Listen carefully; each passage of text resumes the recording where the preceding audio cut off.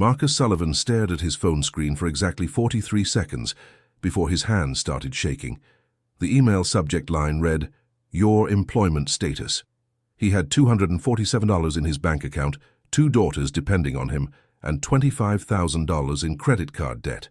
What happened in the next 12 weeks would change everything he thought he knew about success, failure, and what it really means to start over at 45. Marcus Sullivan's alarm went off at 5:47 a.m., exactly 13 minutes before he actually needed to wake up. He had read somewhere that setting your alarm for an odd time tricks your brain into thinking you are getting extra sleep. Spoiler alert, his brain was not fooled. He dragged himself out of bed in his small rental house on Rutledge Avenue, the floorboards creaking under his feet like they were personally judging his life choices. Through the thin walls he could hear his 14-year-old daughter Emma already blasting music, something angry with guitars that made him feel ancient. "Emma, it's 6 in the morning!" he shouted, shuffling toward the bathroom. "It's almost 6:30, Dad," came the reply, as if those 43 minutes made all the difference in the world. Marcus caught his reflection in the bathroom mirror and winced. 45 looked a lot different than he had imagined it would at 25. The grey at his temples had spread like kudzu, and there were permanent shadows under his eyes that no amount of sleep seemed to fix. Not that he got much sleep anyway. He splashed cold water on his face and reached for his electric toothbrush. It made a sad grinding noise before dying completely. "You have got to be kidding me," he muttered, grabbing the manual toothbrush from the back of the drawer, the one that came free from the dentist. Even his toothbrush had given up. By 6:45, Marcus had managed to wake up his 10-year-old Sophie, who emerged from her room looking like a tiny, adorable zombie. Her brown hair stuck up in 12 different directions. "Morning, sweetheart," he said, kissing the top of her head. "Do we have any Pop-Tarts?" Sophie mumbled, rubbing her eyes. Marcus opened the pantry and stared at the nearly empty shelves. 2 cans of beans, a box of pasta, and, yes, 3 lonely Pop-Tarts in a torn package. "We do, but we need to go shopping today." "You said that yesterday," Emma announced, appearing in the kitchen doorway with her backpack already slung over one shoulder. She had her mother's sharp brown eyes, the kind that could see right through excuses. "Well, today I really mean it," Marcus said, forcing cheerfulness into his voice. He grabbed his wallet from the counter and flipped it open. One $20 bill and a receipt from Harris Teeter stared back at him. Payday was not until Friday. It was Tuesday. $20 for 3 days. He could make it work. He always made it work. "Dad, I need money for the field trip," Emma said. "Remember, the aquarium? It's due today." Marcus felt his stomach drop. "How much?" $35. He stood there, wallet still open, doing the mental math that had become his constant companion. 20 minus 35 equals -15, and a broken promise to his daughter. Can you ask your teacher if I can send it on Friday? I get paid then, and—" "Dad."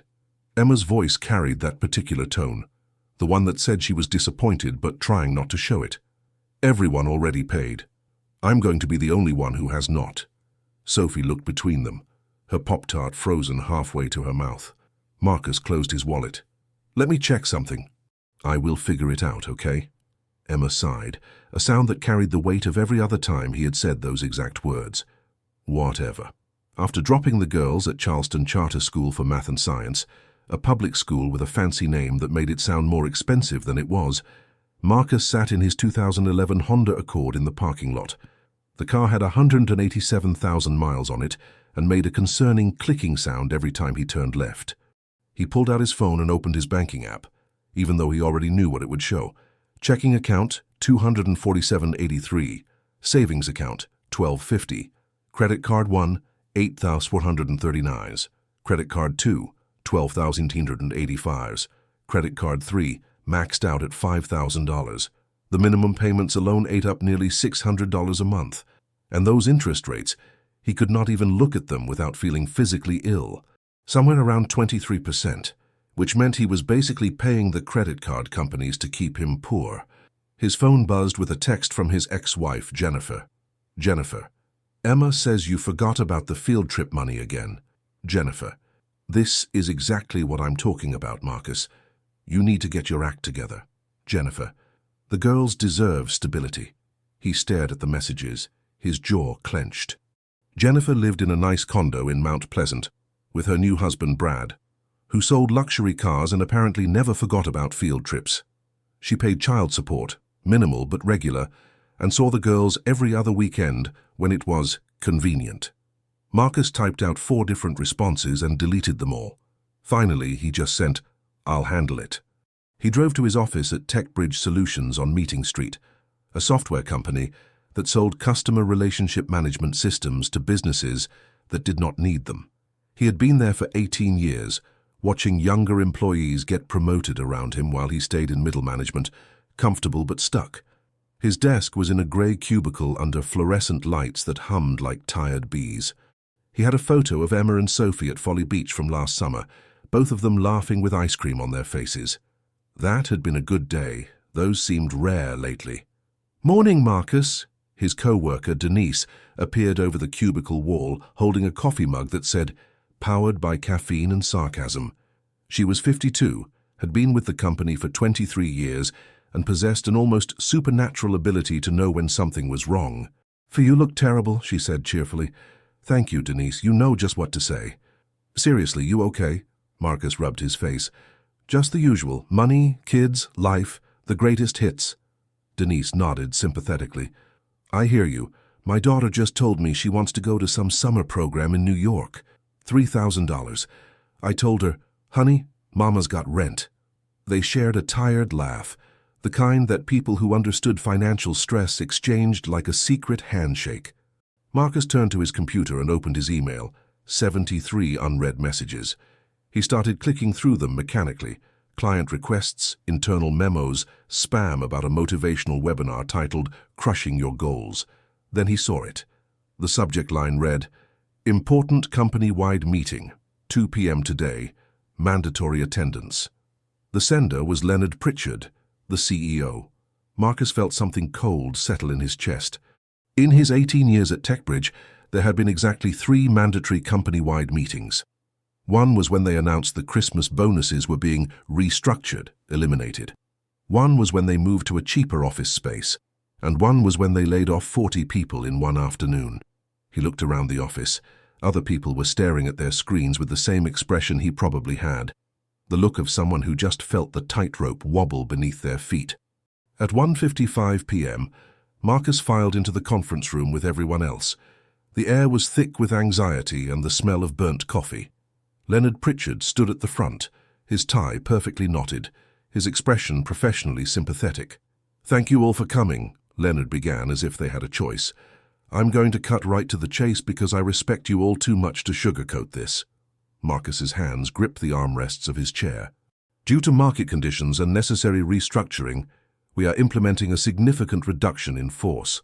Effective immediately, 30% of our staff will be transitioning out of TechBridge Solutions." The room erupted in murmurs. Someone near the back said, "Oh God." "Those affected will receive an email by 4 p.m. today. We are offering a severance package of 2 weeks' pay per year of service, up to a maximum of 12 weeks. Marcus did the math. 18 years. That was 36 weeks, except they capped it at 12. 12 weeks of pay to figure out his entire life. His phone buzzed, probably Jennifer with another message about what a failure he was. But it was not Jennifer. It was an email. Subject line, "Your employment status. Action required." Marcus's vision blurred slightly as he opened it. The words seemed to swim on the screen. "We regret to inform you. Position eliminated. Last day of employment. Thank you for your service." He looked up.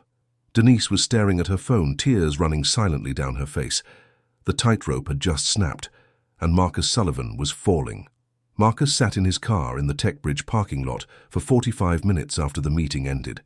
He watched co-workers walk out carrying banker boxes filled with desk plants, framed photos, and company mugs they probably did not even want.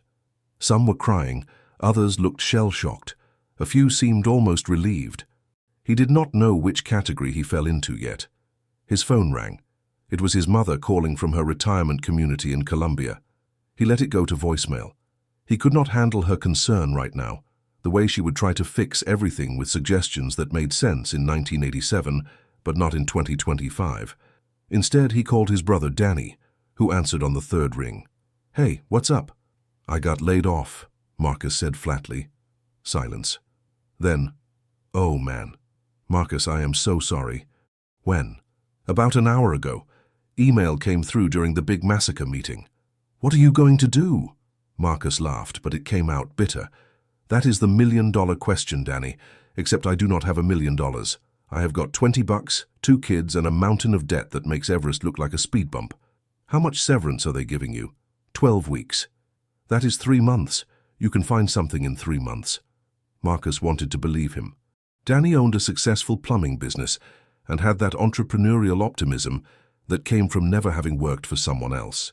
He did not understand what it was like to send out 200 resumes and hear nothing back. He did not know what it felt like to be 45 and overqualified for entry-level positions, but underqualified for anything that paid actual money. "Yeah," Marcus said. "I am sure it will be fine." "You need money. I can lend you." "No." The word came out sharper than Marcus intended. "Thanks, but no, I will figure it out." After they hung up, Marcus sat there watching the sun sink lower over the Ashley River in the distance. Charleston was beautiful, even when your life was falling apart. Especially then, maybe. The city did not care about your problems, the harbor kept rolling, the church bells still rang, life continued with or without you. He needed to pick up the girls. At Charleston Charter, Emma and Sophie were waiting by the flagpole. Emma was scrolling through her phone with the intensity of someone defusing a bomb. Sophie was spinning in circles, her backpack making her look like a small, dizzy turtle. "Hey, girls," Marcus said, trying to sound normal. "Finally," Emma muttered, climbing into the back seat. Sophie bounced in after her. "Dad, guess what? I got 100% on my spelling test." "That is amazing, sweetheart," Marcus said, and he meant it. At least something had gone right today. "Can we get ice cream to celebrate?" Sophie asked. Marcus glanced at Emma in the rearview mirror. She was staring out the window, deliberately not looking at him. She knew, maybe not the specifics, but she knew something was wrong. Kids always did. "How about we go home and I will make us something special for dinner?" Marcus said. "We do not have anything for dinner," Emma said. "Remember, you were supposed to go shopping." Right, the empty pantry, the $20 bill, the field trip money he still had not figured out. "We will make it work," Marcus said, which was apparently his catchphrase now. At home, Marcus performed a miracle with what they had. Pasta with butter and garlic salt, canned green beans heated up with the little bacon bits he found in the back of the fridge, and, the grand finale, toasted bread with cinnamon and sugar that he tried to pass off as fancy dessert toast. Sophie ate it enthusiastically. Emma picked at hers. "So," Marcus said, trying to sound casual, "I have some news." Both girls looked up. I am going to be taking a little break from my job. They are doing some restructuring at the company and—" "You got fired," Emma said. "Laid off," Marcus corrected. "There is a difference." "What is the difference?" Sophie asked. "Laid off means it was not your fault. It was a business decision. So, you did not do anything wrong?" Sophie's eyes were wide with concern. "No, baby. I did not do anything wrong." Emma set down her fork. "So what are we going to do?" There it was. The question Marcus had been asking himself all afternoon. "I am going to find another job," he said. "I have got 12 weeks of severance pay, which gives us time to—" 12 weeks? Emma's voice cracked slightly. "That is like 3 months. What if you do not find something in 3 months?" "I will. But what if you do not?" Marcus looked at his 14-year-old daughter, this brilliant, anxious kid who had learned too young that adults did not always have the answers. He wanted to promise her everything would be okay. He wanted to be the kind of dad who fixed problems instead of just treading water while they piled up. But he was tired of lying to them, tired of lying to himself. "Then we will figure it out," he said quietly. "Together, as a family. We always do." Emma did not look convinced, but she nodded and went back to pushing pasta around her plate. That night, after the girls went to bed, Marcus sat at the kitchen table with a yellow legal pad and a calculator from 1998 that still worked better than most relationships in his life. He started writing down numbers. Monthly expenses: rent, $1,400, Electric, water, or trash, $180 internet, $75 a car payment, $285 car insurance, $140 gas, $150 groceries, $400 credit card minimums, $587 phone plan, $110 girls' activities, $80 is total, $3,407 per month. Income, severance, $5,200 per month for 12 weeks, roughly $15,600 total. Child support from Jennifer, $400 per month unemployment after severance, maybe $1,800 per month if he was lucky. The math was not good. The math was actually terrible. If he did not find a job in 3 months, they would be homeless in 6. Marcus put his head in his hands. This was supposed to be different. At 45, he was supposed to be established, stable, maybe even thinking about retirement. Instead, he was one missed paycheck away from living in his car. How had he gotten here? He knew how. The divorce 5 years ago had wiped out his savings. Jennifer had wanted to keep the house, their house, the one they had bought when Emma was 2, and Marcus had let her because he thought it would be better for the girls. He had moved into this rental and started putting everything on credit cards. Just temporary, he told himself, just until he got back on his feet. But temporary had turned into 5 years of paying 23% interest on groceries and school supplies and trips to the emergency room when Sophie broke her arm falling off the swings at Waterfront Park. He had been drowning in slow motion, and now someone had just tied an anchor to his ankles. His phone buzzed. Another text from Jennifer. Jennifer, Emma told me you lost your job. You need to tell me these things, Marcus. This affects the girls. Jennifer, we need to discuss adjusting the custody arrangement until you get back on your feet. Marcus stared at the message, rage and panic rising in his chest. Marcus, I'm fine. The girls are fine. Nothing needs to change. Jennifer, Marcus, be realistic. How are you going to take care of them without a job? Marcus, I have severance, and I'll find something. I always do. Jennifer, that's what I'm worried about. You're always figuring it out means the girls suffer. He wanted to throw his phone across the room. He wanted to text back something angry and defensive, but she was not entirely wrong, and that made it worse. Marcus, the girls stay with me. That's not up for discussion. He turned off his phone before she could respond.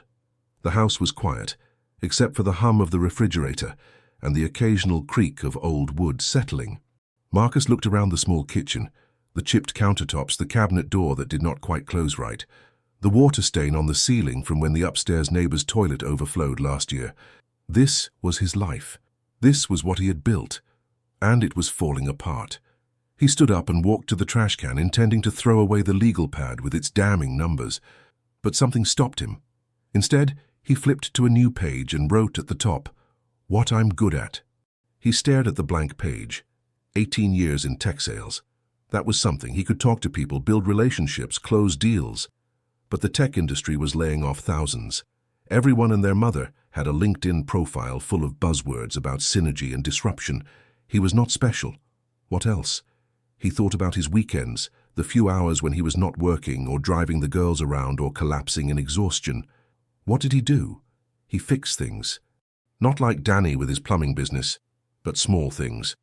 When Sophie's bookshelf broke, he rebuilt it stronger. When Emma's desk chair wobbled, he figured out how to stabilize it. Last month, he had found an old dresser on the curb on King Street, and instead of letting it go to the dump, he had sanded it down and refinished it. It sat in Sophie's room now, looking almost new. He liked that, the puzzle of it, taking something broken and making it whole again. But that was not a job. That was just a hobby. Marcus closed the legal pad and turned off the kitchen light. Tomorrow he would start sending out resumes.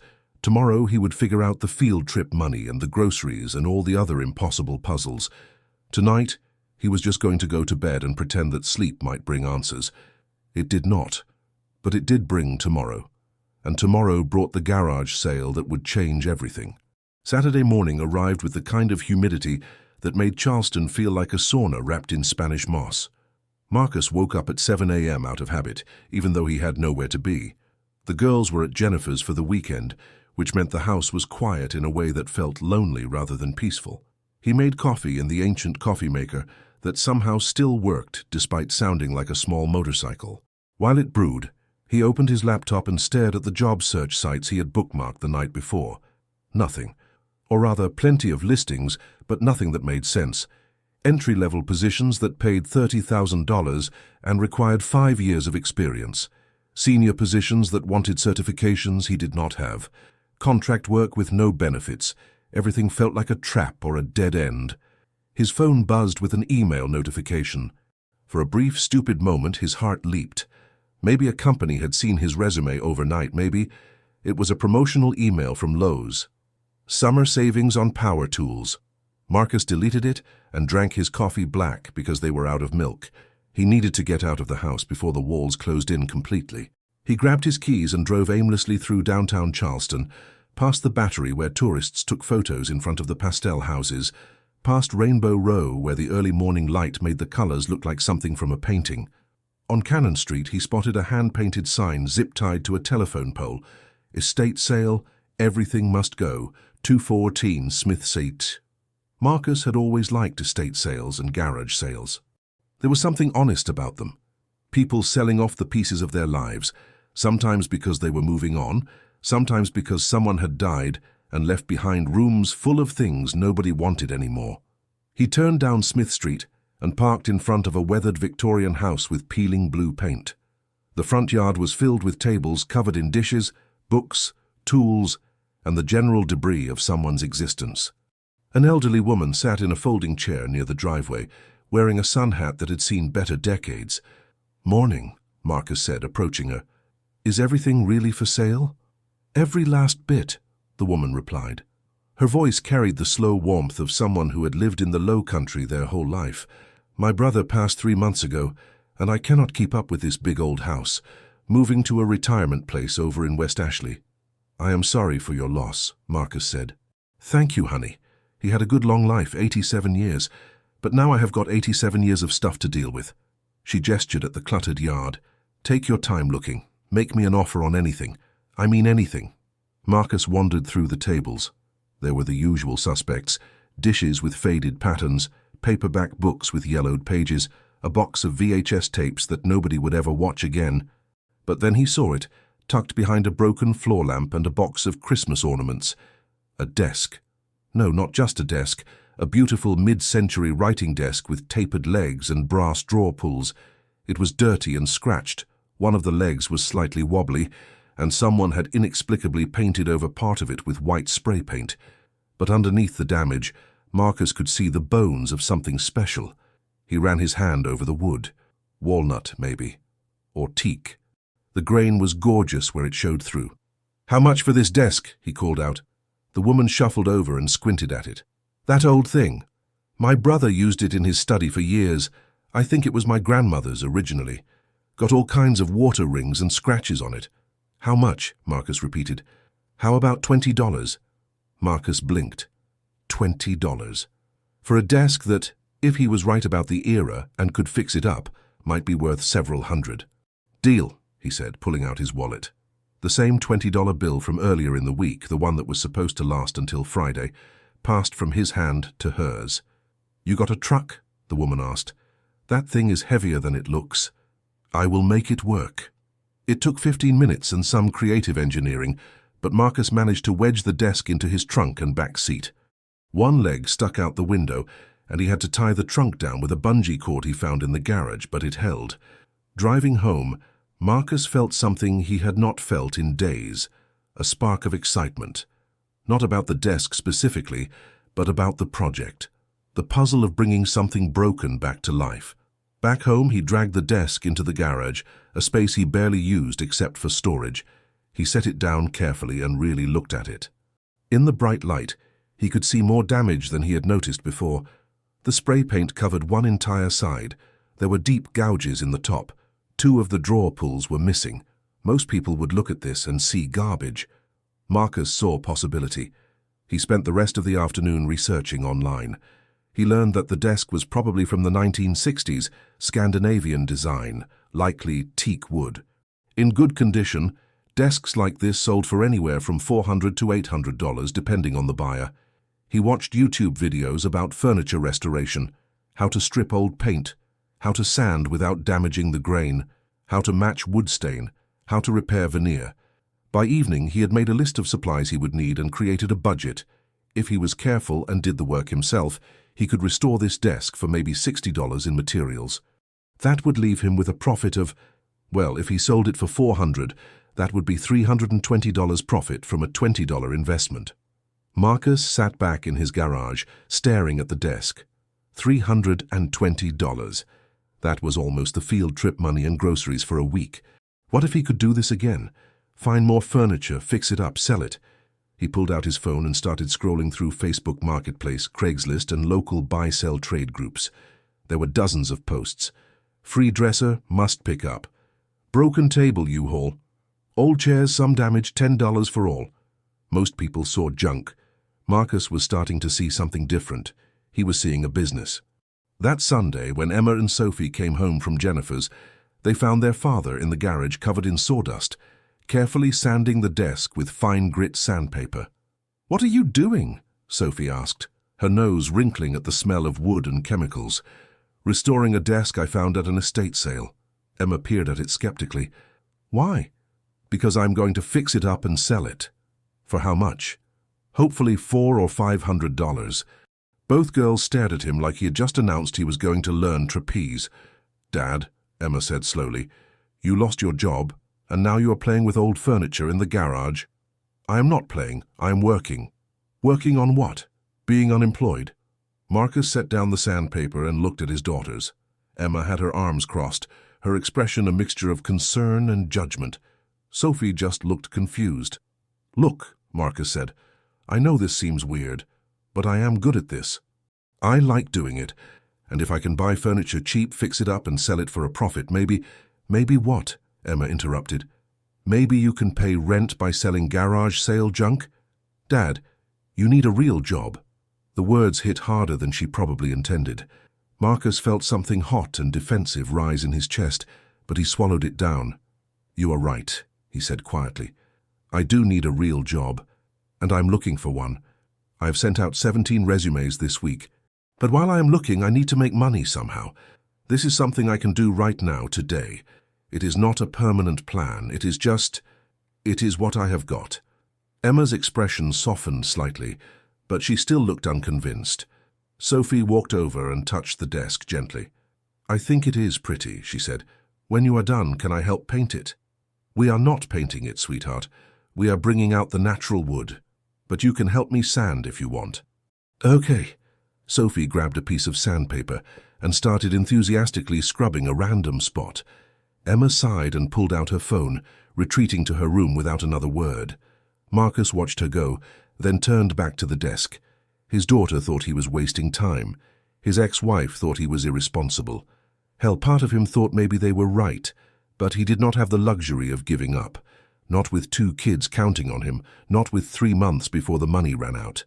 So he kept sanding, and somewhere in the repetitive motion, in the slow revelation of beautiful wood grain, beneath decades of neglect, Marcus started to believe that maybe, just maybe, broken things could be fixed after all, even if one of those broken things was himself. It took Marcus 9 days to finish the desk, 9 days of sanding until his arms ached, 9 days of watching YouTube tutorials at midnight after the girls went to bed, 9 days of stripping paint, filling gouges with wood putty, and learning that furniture restoration was less like magic and more like very slow, very messy meditation. But on Thursday evening, when he rubbed the final coat of tung oil into the wood and stepped back, Marcus felt something he had not felt in a long time: pride. The desk was beautiful. The teak wood glowed with a warm honey color. The grain swirled in patterns that looked almost 3-dimensional. He had replaced the missing drawer pulls with vintage brass ones he found at an antique hardware store on King Street for $12. The wobbly leg was now solid. Every surface was smooth as glass. He took photos from every angle, then posted the desk on Facebook Marketplace and Craigslist with the description, "Restored mid-century teak writing desk, $475." Emma walked through the garage on her way to get her bike and stopped. "Whoa." "Yeah," Marcus said, trying not to sound too eager for approval. "That is the same desk?" "Same desk." She walked around it, running her hand along the edge. "It looks actually really nice, Dad." Marcus felt his chest tighten with emotion. Such a small compliment, but from Emma, who had been treating him like a well-meaning but ultimately disappointing presence in her life. It meant everything. Thanks, Em. Do you really think someone will pay almost $500 for it? Only one way to find out. The first message came at 11:43 p.m. that night. Sarah Chen. Hi, is the desk still available? I've been looking for something exactly like this for my home office. Marcus sat up in bed, suddenly wide awake. Marcus, yes, still available. Are you interested in seeing it in person? Sarah Chen. Definitely. I'm in West Ashley. Could I come by tomorrow evening around 6? Marcus. Perfect. I'm on Rutledge Avenue. I'll send you the address. He lay back down, staring at the ceiling, his heart pounding like he was 16 and had just been asked to prom. This was it, his first potential sale. What if she hated it in person? What if she tried to negotiate him down to 200? What if she did not show up at all? He did not sleep much that night. Sarah Chen arrived at 6:07 p.m., driving a Subaru Outback with a Coexist bumper sticker. She was maybe 35, wearing paint-splattered jeans and a College of Charleston t-shirt. She smiled as Marcus led her to the garage. "Oh, wow," she said immediately, seeing the desk. "This is gorgeous. Is it really teak?" "Yes, ma'am. 1960s Scandinavian design. I restored it myself over the past week and a half." Sarah ran her hands over the surface, opened and closed the drawers, checked the legs for stability. She was thorough. Marcus respected that. "You did beautiful work," she said finally. "I run a design blog and I have been looking for a statement piece for my office. This is perfect. So you are interested?" "I am interested at 400. Marcus's stomach dropped slightly. He had expected negotiation, but he had also put real money into this, almost $80 in materials when everything was added up, plus days of work. "I could do 450, he said. "It is solid teak, and the restoration took a lot of detail work to get it this clean." Sarah considered this, then smiled. 450 works. Can you help me load it?" 10 minutes later, Marcus watched Sarah drive away with the desk secured in her Outback. In his hand was an envelope with $450 in cash. He stood in his driveway staring at the money, $450, from a $20 investment and his own 2 hands. He walked inside and immediately called Danny. "I did it," Marcus said when his brother answered. "Did what?" "I sold the desk for $450. "Wait, the garage sale desk? Seriously?" "Seriously. Danny, I made $430 profit in 9 days. "That is amazing, man, see? I told you that you would figure something out." After they hung up, Marcus looked at the cash again, $450. It was not enough to solve all his problems. It was not even enough to cover 1 month's rent. But it was something. It was proof that he could do this. He grabbed his laptop and started searching again. More estate sales, more furniture listings, more possibilities. By midnight, he had bookmarked 17 potential pieces: a dresser with a broken drawer, a set of dining chairs with torn upholstery, a coffee table with water damage. Each one was someone else's trash, but Marcus could see what they could become. Over the next 3 weeks, Marcus fell into a rhythm. Every morning, he sent out job applications, 5 per day, minimum. Sales manager positions, account executive roles, business development jobs. Most never responded. The ones that did sent polite rejections or asked him to apply through their portal where his resume would disappear into a digital void. But in the afternoons and evenings, he hunted for furniture. He became a regular at estate sales around Charleston. The sellers started to recognize him, the furniture guy who would buy the pieces everyone else passed over. He learned which neighborhoods had the best sales. He learned to spot quality under damage.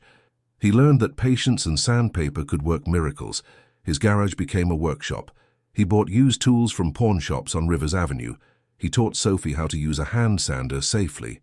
Even Emma, despite her skepticism, started offering opinions on stain colors. By the end of the first month, Marcus had restored and sold 6 pieces. The teak desk, $450. A Danish modern credenza, $380. 4 vintage dining chairs, $320. A walnut side table, $175. A teak bookshelf, $290.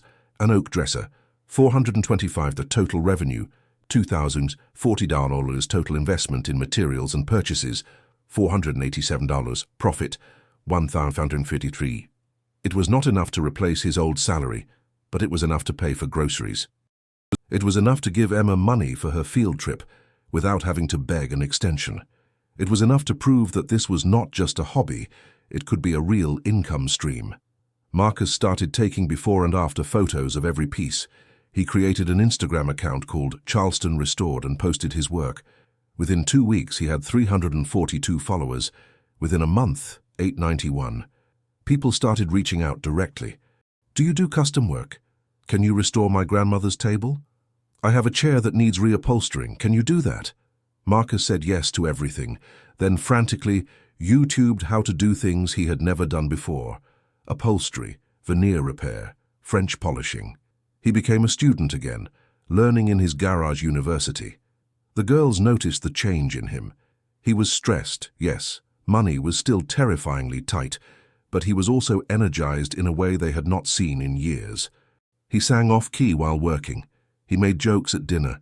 He seemed present instead of constantly worried.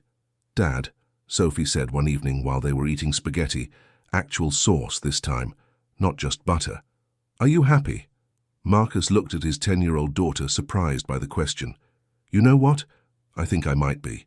I am still scared about money and finding a real job, but yeah, I am happier than I have been in a while." Emma looked up from her phone. "You are not going to go back to an office job, are you?" "I do not know, Em. I have to figure out how to make this sustainable long-term. But right now, this is working. Kind of." "Good," Emma said quietly, "because you are less grumpy when you are covered in sawdust." Marcus laughed. "I will take that as a compliment." That night, after the girls were asleep, Marcus sat down with his legal pad and did the math again. His severance had 2 months left. His furniture business was bringing in about $1,500 a month. Not enough to live on, but not nothing. If he could double that, maybe triple it, maybe... His phone buzzed. An email.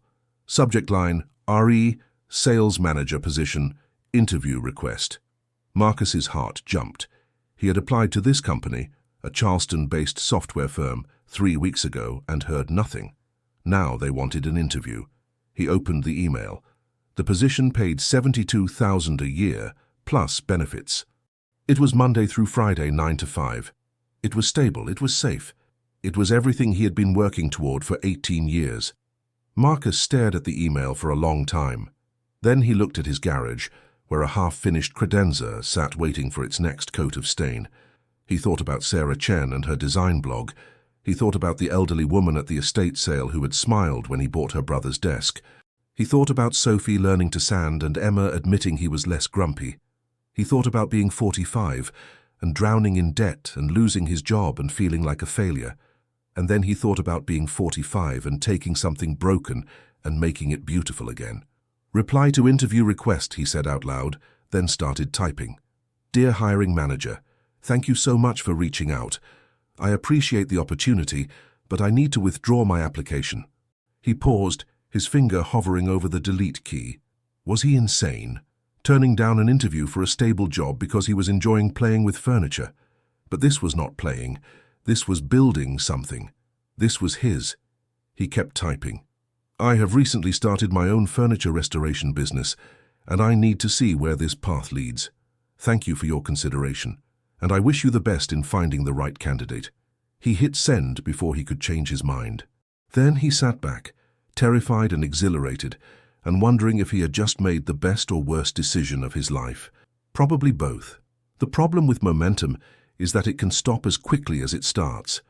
Marcus learned this the hard way in month 2. It started with a heat wave that made working in the garage feel like restoring furniture inside an actual oven. Then his car started making a new sound. Not the familiar left turn clicking, but a grinding noise that his mechanic cousin described over the phone as expensive. "How expensive?" Marcus asked, standing in the garage with sweat dripping down his face. "Could be transmission. Could be $1,500. Could be $3,000. You need to bring it in." Marcus looked at his bank account. The furniture money had helped, but between paying down some credit card debt and keeping the lights on, he had exactly $842 in checking. "I will call you back," he said. He did not call back. Instead, he drove very carefully, and prayed to every deity he could think of that the car would hold together just a little longer. Then Emma got sick. Not regular sick, strep throat sick, the kind that required a doctor visit and antibiotics. The visit cost $85 because Marcus's insurance from TechBridge had ended. The antibiotics cost $42, even with the Good RX coupon. "Dad, I feel terrible," Emma croaked from the couch, wrapped in blankets despite the heat. "I know, baby. The medicine will help. Just give it a couple days." Sophie hovered nearby, worried. "Am I going to get sick too?" "Not if you wash your hands a lot and do not share drinks with your sister." Of course, Sophie got sick 3 days later. Another doctor visit, another prescription, another $127 that Marcus did not have. He put it on the credit card he had sworn he would not use anymore, the one he had actually managed to pay down by $300. He watched that progress evaporate with one swipe. For a week, Marcus was not a furniture restorer. He was a nurse, making soup and checking temperatures and trying to work in the garage between doses of children's Tylenol. He finished exactly 0 pieces of furniture. His Instagram followers kept growing. He was up to 1,400 now, but followers did not pay rent. And rent was due in 8 days. On Tuesday evening, with both girls finally recovered and back at school, Marcus sat in his garage staring at the credenza he had been working on for 2 weeks. It was beautiful, or it would be once he finished it, mid-century walnut with sliding tambour doors. He had found it at an estate sale in Mount Pleasant for $60. A woman from James Island had already expressed interest, offering $450 sight unseen based on his Instagram photos. All he needed to do was finish the piece, deliver it, and he would have enough for rent with a little left over. But he was stuck. The tambour doors, those sliding slatted panels, were damaged. Several of the slats were cracked, and the canvas backing had deteriorated. He had watched 7 YouTube videos about repairing them, but every method required materials he did not have money to buy, or skills he had not yet developed. He could feel panic rising in his chest, that familiar tightness that came when problems piled up faster than solutions. His phone rang. Jennifer. Marcus considered not answering, but that would just make things worse. "Hello? We need to talk about Christmas," Jennifer said, skipping any greeting. Marcus's brain struggled to shift gears. "Christmas? It is September." "Exactly, which means we need to plan now. Brad and I want to take the girls to Aspen for a week. His family has a condo there." "Jennifer, I cannot afford—" "I am not asking you to pay. We will cover it. But I need you to agree to switch our custody schedule so they can come with us from December 20th through the 28th. Marcus felt something hot and bitter in his throat. Brad and his Aspen condo. Brad, who probably did not even know what a credit card minimum payment was. "Can I think about it?" "What is there to think about? It is a free vacation for the girls. Unless you have some amazing Christmas plans I do not know about." His amazing Christmas plans currently involved figuring out how to keep the electricity on, and maybe, if he was lucky, getting the girls the one thing each they asked for. "I said, I will think about it," Marcus repeated, his jaw tight. "Marcus, you cannot let your pride get in the way of what is best for the girls. I know you are struggling right now with your little furniture hobby." "It is not a hobby. It is a business." Jennifer sighed. "Okay, your furniture business. But the reality is that Brad and I can provide experiences you cannot right now. That is not a judgment. That is just a fact." "I need to go," Marcus said. "I will let you know about Christmas." He hung up before she could respond. Marcus sat there in the garage, surrounded by half-finished furniture and sawdust, and the evidence of his attempt to build something from nothing. Jennifer was not wrong. Brad could give the girls things Marcus could not. Ski trips and new phones and college funds that did not depend on selling old dresses. But Marcus could give them something else. He could give them a father who did not quit, who took something broken and made it whole. Who showed them that falling down was not the end of the story. Except right now he was not sure he believed that himself. At midnight, Marcus was still in the garage, hunched over the credenza's tambour doors, when he heard footsteps behind him. "Dad?" He turned. Emma stood in the doorway in her pajamas, her hair messy from sleep. "Hey, Em, what are you doing up? I heard you out here. Are you okay?" Marcus wanted to say yes. He wanted to be the parent who had everything under control. But he was so tired of pretending. Honestly, not really. I am stuck on this piece and I need to finish it to pay rent, and the car is making scary noises, and your mum wants to take you guys to Aspen, and I just... His voice cracked. I'm trying so hard, Em, but I do not know if it is enough. Emma walked over and sat down next to him on the garage floor. She looked at the credenza, then at him. Mom called me earlier, she said quietly. About Aspen. Yeah? She said you would probably say no because of pride. She said you were being stubborn about your furniture thing. Marcus closed his eyes. Of course, Jennifer had already talked to Emma. Of course, she had framed it that way. Is that what you think? He asked. Emma was quiet for a moment. Last year, do you remember what you were like? Marcus opened his eyes, confused by the question. What do you mean? You were tired all the time.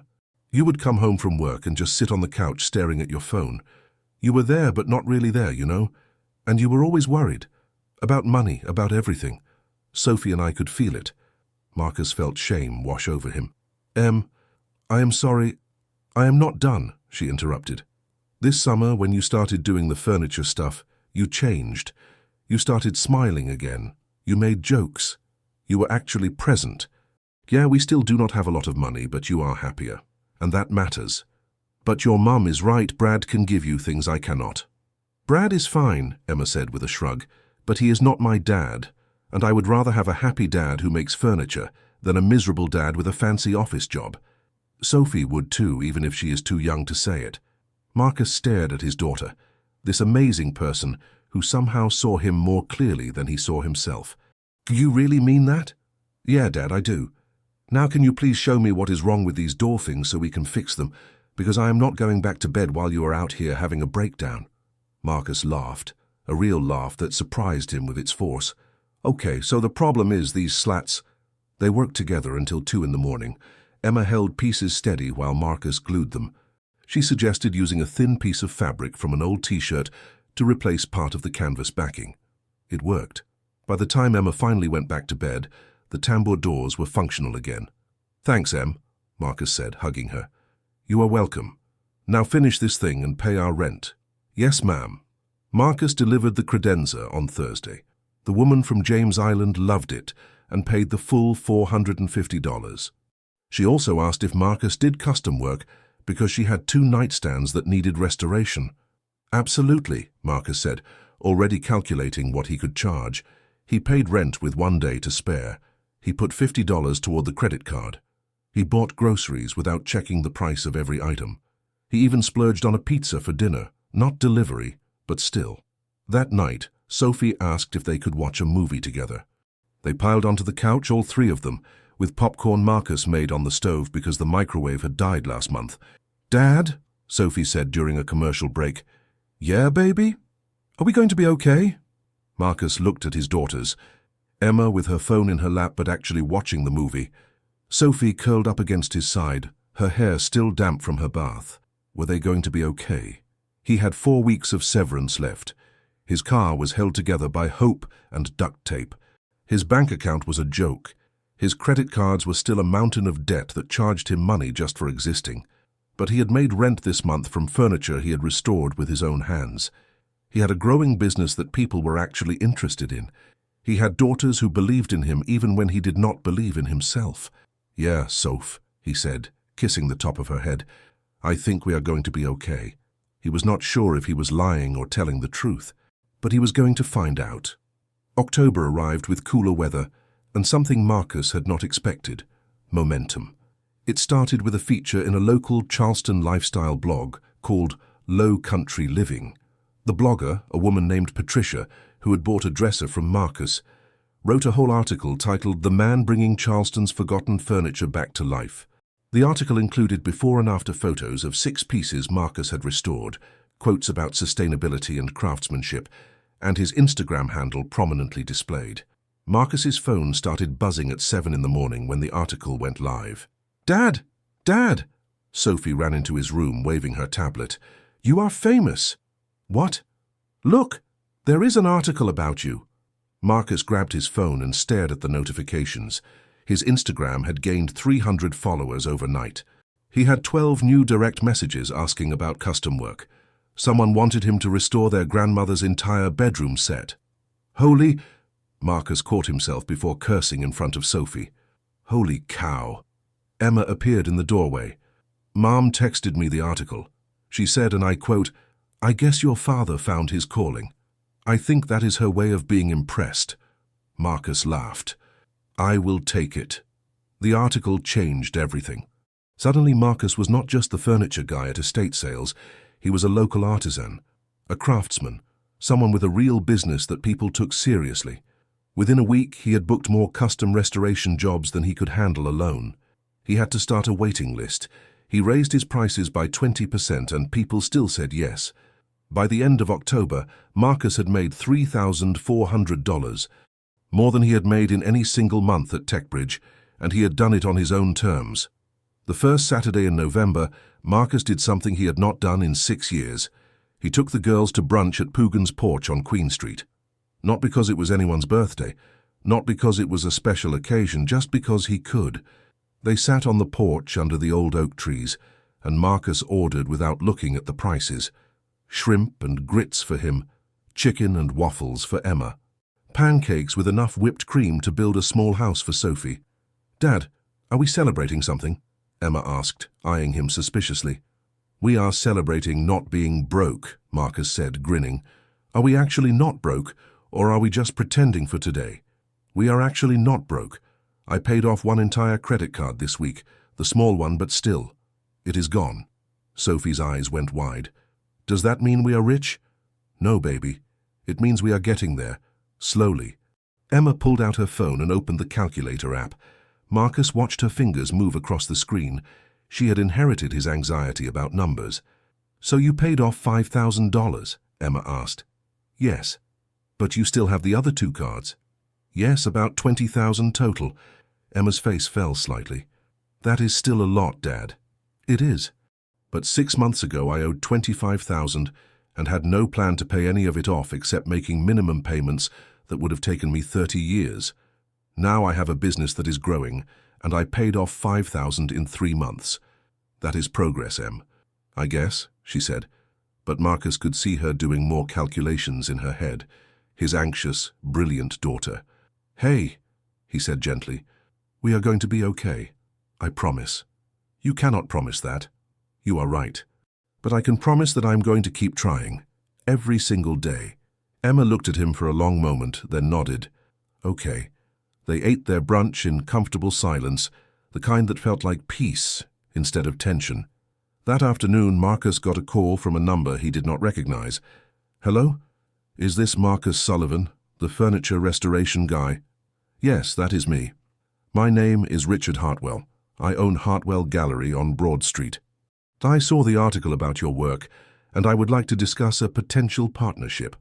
Marcus almost dropped his phone. Hartwell Gallery was one of the most prestigious antique shops in Charleston. He had walked past it dozens of times, always too intimidated to actually go inside. "A partnership?" Marcus repeated. "I have clients who frequently ask about furniture restoration, but I do not have anyone reliable to refer them to. Your work is excellent, and from what I read, you understand the historical value of these pieces. I would like to display some of your restored furniture in my gallery on consignment.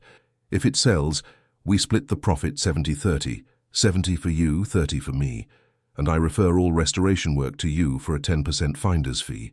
Marcus's mind raced. This was legitimacy. This was a real business relationship with a respected gallery owner. "I would love to discuss this further," Marcus said, trying to keep his voice steady. "Wonderful. Can you come by the gallery Monday morning? Say, 10 o'clock? I will be there." After he hung up, Marcus sat in his garage, his workshop really, and looked around. What had started as desperate survival had become something real, something with potential. He pulled out his yellow legal pad and flipped to a new page. At the top, he wrote, "Business Plan, Charleston Restored." Monday morning, Marcus walked into Hartwell Gallery, wearing the one nice shirt he owned that did not have sawdust embedded in it. The gallery smelled like old wood and money. Oriental rugs covered gleaming hardwood floors. Antique furniture sat arranged like museum pieces. Richard Hartwell was in his 60s, wearing a bow tie and wire-rimmed glasses. He shook Marcus's hand with the confidence of someone who had spent decades evaluating quality. "Marcus, thank you for coming. Let me show you around." They walked through the gallery while Richard explained his vision. Charleston is full of people who inherit furniture they do not know what to do with. It is damaged or out of style, so they either sell it for nothing or throw it away. You could save these pieces and give them new life. I provide the space and the clientele. You provide the craftsmanship. "It sounds like an incredible opportunity," Marcus said honestly. "It could be lucrative for both of us. But I need to know you can handle the volume. Some of my clients have entire estates that need work." Marcus thought about his small garage, his collection of second-hand tools, his one-man operation. Could he scale this? "I can handle it," he said, hoping it was true. Richard smiled. "Good. Let us start with a trial period. Bring me 3 pieces, your best work. We will display them and see how they sell. If it goes well, we will formalize the arrangement." They shook hands, and Marcus left the gallery feeling like he had just been invited to play in a league he had only watched from the stands. That evening, Marcus worked in his garage until past midnight, selecting which pieces to showcase. He chose a teak credenza with brass hardware, a walnut coffee table with gorgeous grain patterns, and a set of Danish modern dining chairs he had just finished reupholstering in cream fabric. Emma came out around 11:30 with 2 mugs of tea. "You are working late," she said, handing him one. "Big opportunity. I need these to be perfect." Emma sat on his workbench, sipping her tea. "Dad, can I ask you something?" "Of course." "Are you happy? Like, actually happy? Not just happy because things are going better financially, but happy. Marcus set down his polishing cloth and really considered the question. 6 months ago, he had been a middle management sales guy trudging through days that all looked the same, drowning in debt, exhausted and empty. Now he was a furniture restorer working 18-hour days, still struggling with money, but, "Yeah," he said slowly, "I am actually happy. I wake up excited to work. I love what I do. I am proud of what I create. That is new for me." "Good," Emma said, "because Sophie and I were talking, and we think you should keep doing this, even if it is hard sometimes. You two talked about my career. Someone has to make sure you do not mess it up," Emma said with a small smile. "We like this version of you better." Marcus felt tears prick his eyes. "Thanks, Em. That means everything. Do not get all emotional on me. I'm just stating facts." But she hugged him anyway before going back inside. Marcus returned to polishing the credenza, his daughter's words echoing in his head. "This version of you." He liked this version too. The broke version. The terrified version. The version that fell asleep covered in sawdust and woke up sore but satisfied. The version that was building something real, one restored piece at a time. December arrived with cold rain, and a problem Marcus had not anticipated. Success was expensive. The partnership with Hartwell Gallery was going better than he could have dreamed. All 3 of his showcase pieces sold within 2 weeks. Richard was now sending him steady restoration work from wealthy clients in the historic district. Marcus was making more money than ever before, but he needed help. He could not keep up with the volume of work alone. Orders were backing up. He was turning people away. And his garage, wonderful as it was not a real workshop. He needed space. He needed equipment. He needed to invest in his business if he wanted it to grow, which meant he needed money he did not have. Marcus sat at his kitchen table with his laptop, staring at a business loan application. The numbers made his head hurt. He needed at least $15,000, enough to rent a small commercial space, buy professional tools, and maybe hire part-time help. But his credit score was still terrible from years of maxed-out cards. No bank was going to give him a loan. "What are you working on?" Sophie asked, climbing into the chair next to him with her hot chocolate. "Trying to figure out how to grow my business. Like making it bigger." "Exactly like that. But bigger is good, right? That means more money." "It does. But I need money first to make the business bigger. It is like a puzzle where all the pieces are backwards." Sophie frowned, thinking, "Can Uncle Danny help?" Marcus had thought about calling Danny. His brother had offered money before, but taking a loan from family felt different than taking one from a bank. What if he failed? What if he could not pay it back? "Maybe," Marcus said. "I will think about it." That night, after the girls were asleep, Marcus did something he had avoided for months. He looked at his credit card statements, all of them, in detail. Card 1 paid off, zero balance. That felt like a miracle. Card 2, $8,200 remaining, down from $12,885. He had been throwing every extra dollar at it. Card 3, $4,800 remaining, down from $5,000. Total debt, $13,000. Down from $25,000 6 months ago. He had cut his debt in half while building a business from nothing. That was not failure. That was progress. But he was stuck. He could keep grinding alone in his garage, making decent money but never really growing. Or he could take a risk, borrow money, expand, bet on himself. Marcus picked up his phone and called Danny. "Hey, little brother, what is up? I need to ask you something, and I need you to be honest with me." "Okay. Do you think I can do this? Really do this? Build a real business?" Danny was quiet for a moment. "Marcus, I watched you work for 18 years at a job that made you miserable. I watched you go through a divorce that nearly broke you.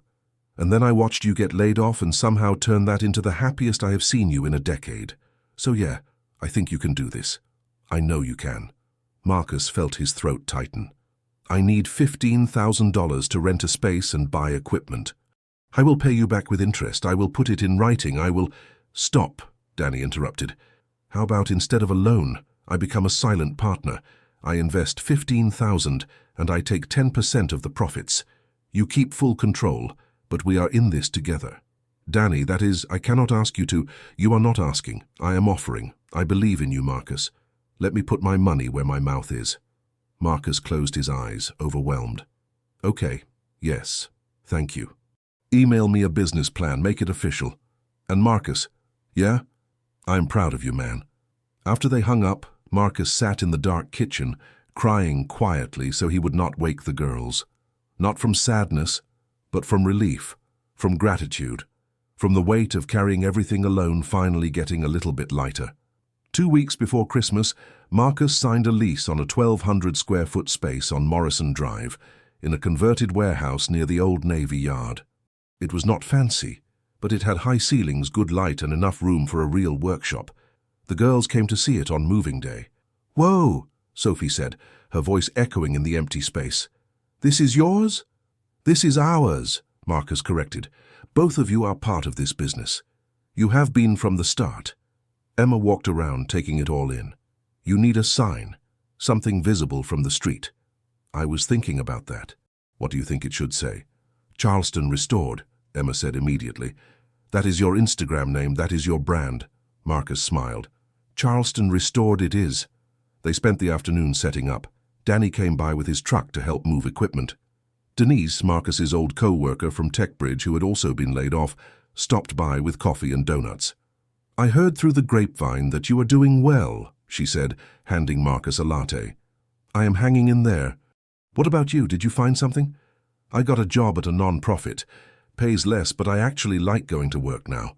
She looked around the space. "This is incredible, Marcus. You really did it."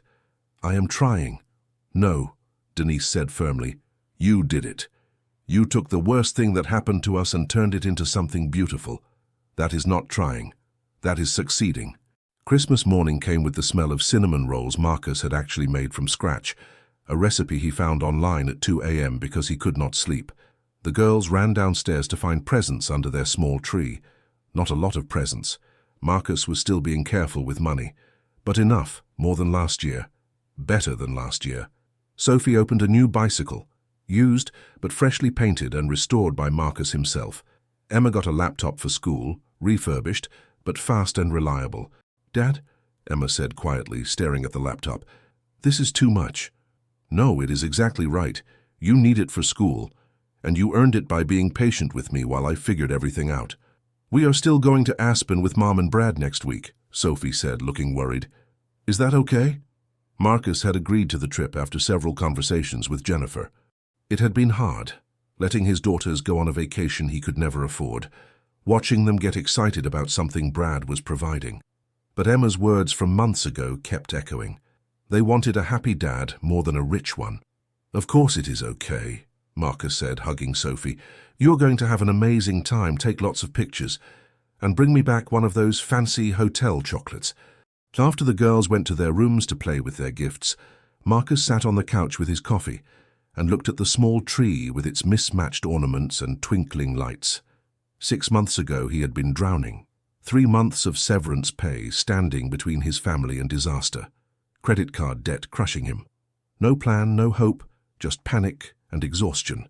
Now he had a workshop with his name on it, a business that was growing, debt that was shrinking, daughters who believed in him, a brother who invested in him, a future that looked different than he had imagined, but better than he had dared to hope. His phone buzzed, a text from an unknown number. Unknown. Hi Marcus, this is Sarah Chen. I bought the teak desk from you back in September. I just wanted to let you know that desk is my favorite piece of furniture in my entire house. Every time I sit at it to write, I think about how you gave it a second life. Thank you for what you do. Marcus read the message 3 times, something warm spreading through his chest. This was why he did it. Not just for the money, though that mattered, but for this. For taking broken things and making them whole. For proving that second chances were possible. For furniture and for people. He texted back, "Thank you, that means more than you know. Merry Christmas." Then he opened his notes app and wrote, "1 year from today. All credit cards paid off, emergency fund of $5,000, hire 1 full-time employee, buy a reliable truck. Take the girls on a real vacation. Not fancy, but ours." He stared at the list. A year ago, these goals would have seemed impossible.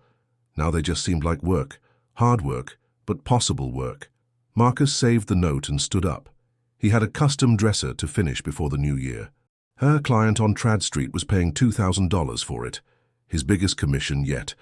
As he headed to his new workshop, he thought about that email from TechBridge, the one that had destroyed him, the ruthless layoff notice that had felt like the end of everything. It turned out it was not the end, it was the beginning. Sometimes you have to lose everything to find out what you are really capable of building.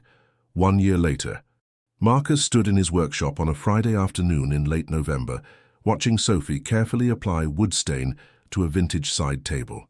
She was 11 now, taller, and surprisingly good at this. Her hand was steady, her concentration complete. "Like this, Dad?" she asked, her tongue sticking out slightly as she worked. "Perfect. You have a real eye for this, Soph." Emma sat at the refinished desk in the corner, the very first piece Marcus had ever restored, working on college application essays. 15 years old and already thinking about her future. She looked up and caught Marcus watching her. "What?" she asked. "Nothing. Just proud of you." She rolled her eyes but smiled. "You are getting soft in your old age." "I'm 46, not 70.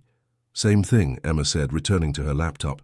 The workshop had transformed over the past year. Professional tools lined the walls. A proper ventilation system hummed quietly. 3 workbenches held various projects in different stages of completion. In the corner, a small office space where Marcus handled the business side of things, invoices, client communications, inventory. And on the wall, framed, that first article from Low Country Living, and a newer one from Charleston magazine titled, "How One Dad Built a Furniture Empire from a Garage." Empire was generous, but Charleston Restored was legitimate now. Marcus had hired 2 part-time employees, a retired carpenter named James and a college student named Aisha, who had an amazing eye for design. Between the 4 of them, they were restoring 15 to 20 pieces a month. The partnership with Hartwell Gallery had expanded. Richard now sent Marcus all his high-end restoration work. Other galleries and interior designers had started calling too. Last month, Marcus had done something he never thought possible.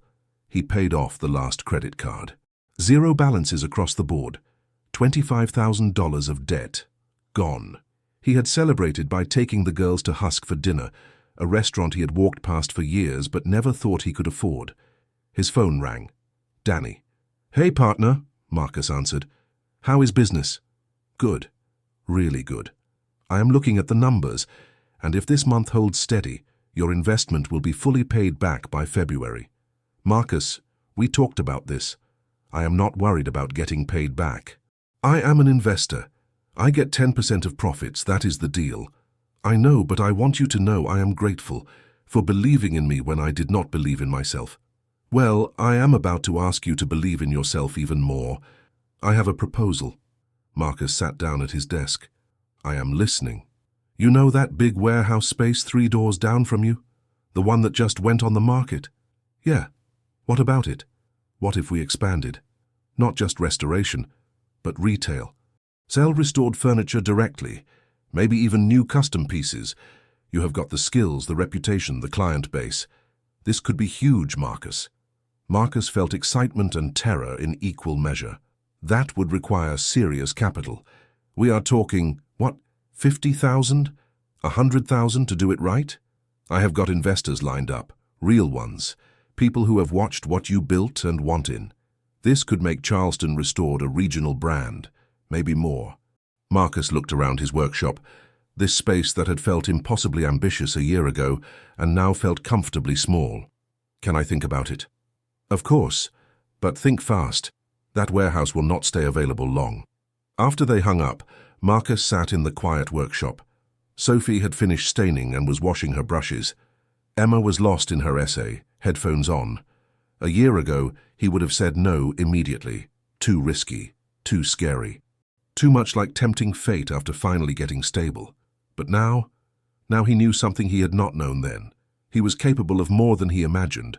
Failure was not fatal, and sometimes the biggest risk was not taking one at all. Girls, he called out, family meeting. Both daughters looked up, instantly wary. In their experience, family meetings meant something was wrong. Nobody is dying, Marcus said quickly. I just need your input on something. They gathered around his desk, Sophie still smelling like wood stain, Emma bringing her laptop. Uncle Danny wants to expand the business, open a bigger space, sell furniture retail, maybe hire more people. It is a big opportunity, but it would mean more work, more risk, more everything. Would you be gone more? Sophie asked immediately. Honestly, maybe at first, but I would also have more employees, which eventually means I could work less, not more. Emma had her calculator app open already. How much money are we talking about investing? At least 50,000, but Danny has investors lined up. So other people believe in you, Emma said. It was not a question. Yeah, they do. Then do it, Emma said simply. You have been playing it safe your whole life until this past year. Look what happened when you took a chance. But what if I fail? What if... Dad, Emma interrupted. You already failed. You lost your job. You almost lost everything. And you did not just survive, you built something amazing. So what is the worst that can happen if you try and it does not work? You will figure it out. You always do. Marcus stared at his daughter, this wise beyond her years teenager who had watched him transform from an exhausted corporate drone into someone who actually loved his life. When did you get so smart? He asked. I learned from watching you make mistakes and then fix them, she said with a slight smile. Sophie raised her hand like she was in class. I vote yes too. Can I get a t-shirt that says Charleston Restored on it if we get bigger? Marcus laughed. Absolutely. That Sunday, Marcus took the girls to Folly Beach. Not for any special reason, just because it was a beautiful day and they could. They walked along the pier eating ice cream and watching surfers. Sophie ran ahead, collecting shells. Emma walked beside Marcus, her phone for once tucked in her pocket. I am proud of you, Dad, she said quietly. Thanks, Em, I'm proud of you too. I mean it. I know this year was hard. I know you were scared, but you never quit. Even when Mom was being awful about Brad and the money and everything, you just kept working. Your mum was not awful, she was worried, she wanted what was best for you girls. Maybe, but you gave us something better than ski trips and fancy stuff. You showed us that it is okay to fail, that it is okay to start over. That being happy matters more than being impressive. Marcus felt tears sting his eyes, a regular occurrence these days. He seemed to cry more now than he had in his entire adult life. Happy tears, mostly. You are going to do amazing things, Emma Sullivan, he said. I know, she replied, and they both laughed. They caught up with Sophie at the end of the pier. The sun was starting to set, painting the sky orange and pink. The three of them stood there, watching the water roll in and out, with the eternal patience of the ocean. Dad? Sophie asked. Yeah, baby. Are we rich now? Marcus considered the question. He had $23,000 in his business account. $5,000 in emergency savings. No debt. A growing business. A workshop with his name on it. 2 healthy, brilliant daughters. "No," he said honestly, "we are not rich, but we are okay. Better than okay." "Good," Sophie said, satisfied with this answer, "because I like our life." "Me too, Soph, me too." That night, after the girls were asleep, Marcus sat at his kitchen table with a beer and his yellow legal pad. He flipped back through the pages, all the lists and budgets and desperate calculations from a year ago. He found the page where he had written, "What I am good at," and left it blank. Now he knew the answer. He was good at fixing broken things, at seeing potential where others saw trash, at taking something discarded and making it valuable again. He was good at being a father even when it was hard, at showing up even when he was terrified, at trying even when success seemed impossible. He was good at starting over. Marcus flipped to a fresh page and wrote, "Charleston restored. Year 2 goals: expand to retail space 3,000 SQFT, hire 4 full-time employees. Revenue target $250,000, create college fund for both girls, take family vacation to somewhere we have never been. Pay Danny back every penny with interest whether he wants it or not. Keep being happy." He looked at the last item and underlined it twice. Keep being happy. That was the real goal. Everything else was just details. Marcus's phone buzzed with an email notification. He opened it, expecting some client inquiry or spam. Instead, it was from an address he recognized: TechBridge Solutions. Subject: Company Update, Return of Former Employees. His heart skipped, old panic rising, but he forced himself to read it. "Dear former TechBridge team members, we hope this message finds you well. After a successful restructuring period, TechBridge is entering a growth phase and actively rehiring for multiple positions. We would like to offer return opportunities to talented employees who were affected by last year's layoffs. If you are interested in exploring positions with TechBridge, please reply to this email." Marcus read it twice, then closed his laptop. A year ago, this email would have felt like salvation. A lifeline, the answer to every problem. Now it just felt like someone else's life. He picked up his phone and typed a text to Danny. "I'm in. Let's expand. Let's build something big." Then he walked to the girls' rooms, checking on them the way he did every night. Sophie was sprawled across her bed, covers kicked off, her stuffed elephant tucked under one arm. Emma was asleep with a book on her chest, her reading light still on. Marcus turned off Emma's light and pulled Sophie's blanket over her. His daughters, his reason for everything. They had survived the worst year. They had more than survived. They had grown stronger. Together. As Marcus climbed into his own bed, he thought about that layoff email from a year ago. The one that had felt like the end of the world. The ruthless notification that destroyed his stability and forced him to rebuild from nothing. He would not thank TechBridge for laying him off. That would be ridiculous. But he would acknowledge this. Sometimes the worst thing that happens to you is the push you needed to become who you were always meant to be. Marcus Sullivan was 46 years old, a single dad, a furniture restorer, a small business owner, and a man who had learned that being owned by interest rates was nothing compared to being owned by fear. He had been exhausted. He had been desperate. He had been broken. And then he had been saved not by a company or a paycheck or someone else's definition of success. He had been saved by one ruthless layoff email that forced him to save himself. Outside, Charleston slept under a cold November sky. Inside, Marcus did too, dreamless and peaceful, surrounded by the quiet evidence of a life rebuilt. Tomorrow he would call Danny and make plans for expansion. Tomorrow he would work on the custom bookshelf for the client on King Street. Tomorrow he would make breakfast for his daughters and drive them to school and come home to a workshop that was his. But tonight, he was just a man who had fallen and gotten back up, and that was enough. That was everything.